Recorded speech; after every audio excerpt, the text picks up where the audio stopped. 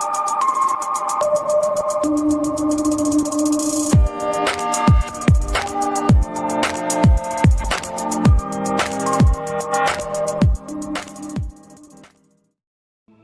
sobat semua, kembali lagi di channel Rizka Al-Fajri.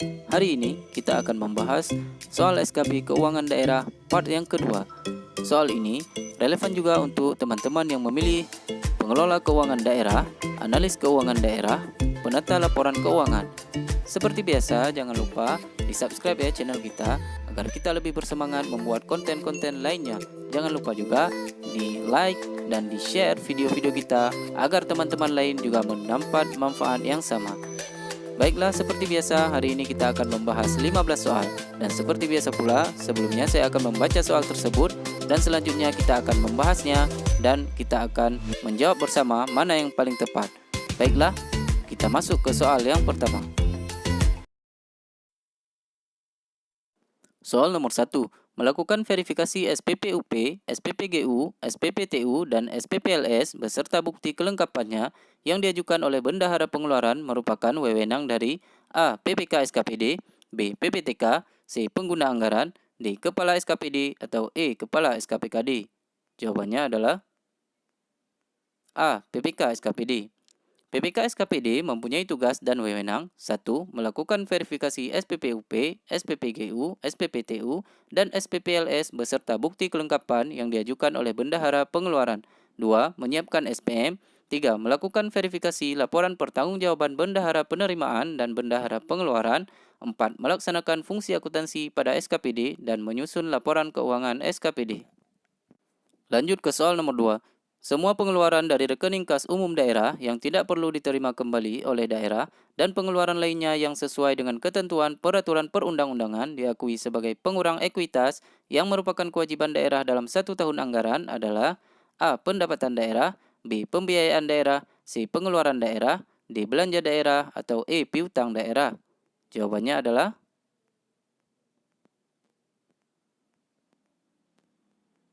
D. Belanja daerah. Belanja daerah adalah semua pengeluaran dari rekening kas umum daerah yang tidak perlu diterima kembali oleh daerah dan pengeluaran lainnya yang sesuai dengan ketentuan peraturan perundang-undangan diakui sebagai pengurang ekuitas yang merupakan kewajiban daerah dalam 1 tahun anggaran. Lanjut ke soal nomor 3. Hasil penjualan BMD yang tidak dipisahkan dan jasa giro merupakan bagian dari pendapatan asli daerah. A. Pajak daerah, B. Retribusi daerah, C. Hasil pengelolaan kekayaan daerah yang dipisahkan, D. Lain-lain pendapatan asli daerah yang sah, E. Tidak ada yang benar. Jawabannya adalah D. Lain-lain pendapatan asli daerah yang sah. Hasil penjualan BMD yang tidak dipisahkan dan jasa giro merupakan bagian dari pendapatan asli daerah, lain-lain pendapatan asli daerah yang sah. Soal nomor 4. Dana yang bersumber dari APBN yang dialokasikan kepada daerah tertentu berdasarkan kriteria tertentu dengan tujuan untuk memberikan penghargaan atas perbaikan dan atau pencapaian kinerja tertentu adalah A. Dana otonomi, B. Dana desa, C. Dana insentif daerah, D. Dana keistimewaan, atau E. Dana alokasi umum. Jawabannya adalah C. Dana insentif daerah. Dana insentif daerah adalah dana yang bersumber dari APBN yang dialokasikan kepada daerah tertentu berdasarkan kriteria tertentu dengan tujuan untuk memberikan penghargaan atas perbaikan dan atau jasa pencapaian kinerja tertentu. Soal nomor 5. Belanja daerah harus berpedoman kepada hal berikut, kecuali A. Standar harga satuan regional, B. Analisis standar belanja, C. Standar teknis, D. Jenis kegiatan, atau E. Tidak ada yang benar. Jawabannya adalah D. Jenis kegiatan. Belanja daerah harus berpedoman kepada 1. Standar harga satuan regional, 2. Analisis standar belanja, 3. Standar teknis. Soal nomor 6. Urusan pemerintahan daerah diselaraskan dan dipadukan dengan belanja negara yang diklasifikasikan menurut fungsi yang antara lain terdiri atas kecuali A. Pelayanan umum, B. Ketertiban dan keamanan, C. Ekonomi, D. Perlindungan lingkungan hidup, atau E. Stabilitas daerah. Jawabannya adalah E. Stabilitas daerah. Urusan pemerintahan daerah diselaraskan dan dipadukan dengan belanja negara yang diklasifikasikan menurut fungsi yang antara lain terdiri atas pelayanan umum, ketertiban dan keamanan, ekonomi, perlindungan lingkungan hidup, perumahan dan fasilitas umum, kesehatan, pariwisata, pendidikan, dan perlindungan sosial. Baiklah, kita lanjut ke soal nomor 7.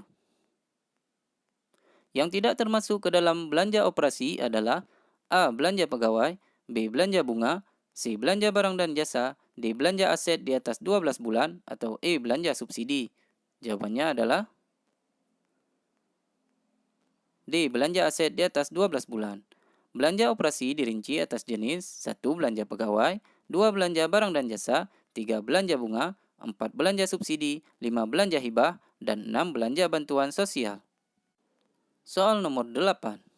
Selisih antara penerimaan pembiayaan terhadap pengeluaran pembiayaan disebut A. Pembiayaan bruto, B. Pembiayaan neto, C. Silpa, D. Pembentukan dana cadangan, atau E. Pinjaman.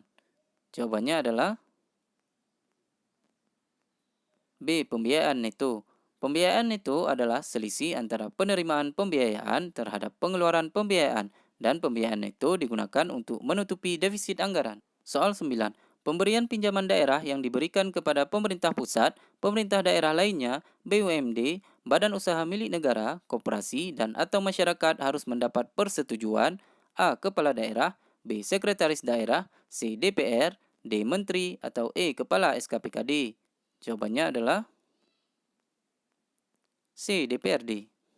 Pemberian pinjaman daerah yang diberikan kepada pemerintah pusat, pemerintah daerah lainnya, BUMD, BUMN, koperasi, dan atau masyarakat harus mendapatkan persetujuan DPRD dan menjadi bagian yang disepakati dalam KUA dan PPHS. Lanjut ke soal selanjutnya. Nomor 10. Rancangan KUA memuat hal berikut ini, kecuali A. Kondisi ekonomi makro daerah, B. Kondisi ekonomi mikro daerah, C. Asumsi penyusunan APBD, D. Kebijakan pendapatan daerah, atau E. Kebijakan belanja daerah. Jawabannya adalah B. Kondisi ekonomi mikro daerah. Rancangan KUA memuat 1. Kondisi ekonomi makro daerah, 2. Asumsi penyusunan APBD, 3. Kebijakan pendapatan daerah, 4. Kebijakan belanja daerah, 5. Kebijakan pembiayaan daerah, dan yang terakhir, strategi pencapaian. Soal nomor 11.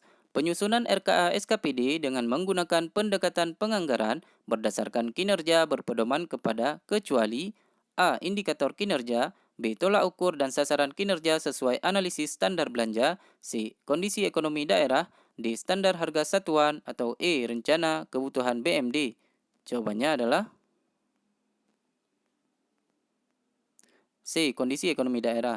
Penyusunan RKA SKPD dengan menggunakan pendekatan penganggaran berdasarkan kinerja berpedoman pada 1. Indikator kinerja, 2. Tolak ukur dan sasaran kinerja sesuai analisis standar belanja, 3. Standar harga satuan, 4. Rencana kebutuhan BMD, dan 5. Standar pelayanan minimal.